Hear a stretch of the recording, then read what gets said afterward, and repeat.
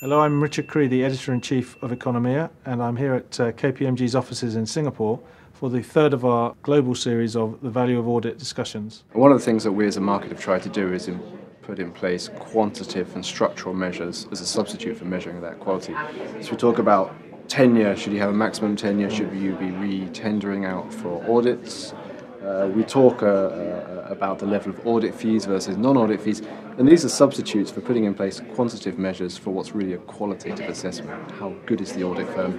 How good is the audit? Does the company get value from the audit, and do shareholders really get value from that audit? And that's really difficult. It's something that we as a market have to try and understand really, is the level of quality that's inherent in the audit.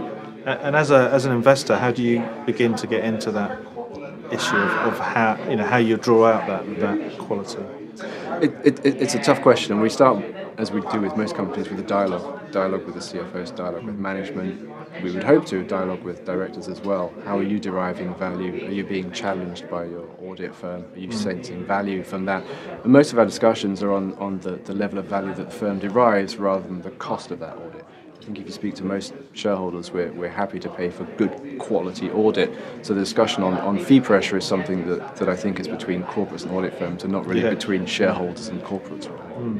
I don't know if you have a sense of how much investors rely on audit reports compared to other market information. How's that balance, and is that balance shifting? It's a tough question. We take a lot of assurance from audit reports that the reports are prepared cleanly, but on the other hand, that's the start of our journey in trying to understand the quality of the company. It gives you a certain assurance around the way the reports are prepared, but less so about the quality of the company, the quality of decisions that are made, the quality of the estimates behind the financial reports, the quality of decisions that are made by management. And those are the kind of assessments we make through ongoing engagement with companies. So yes, it's good to have. We place a lot of value on having an audit report from a well resourced audit firm, but it's not the end of our journey. It's the beginning. Yeah, it's a sort of hygiene factor. Essentially, it's a hygiene factor. Yes.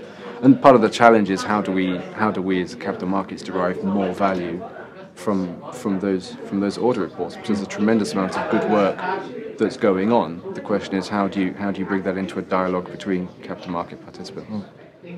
Excellent.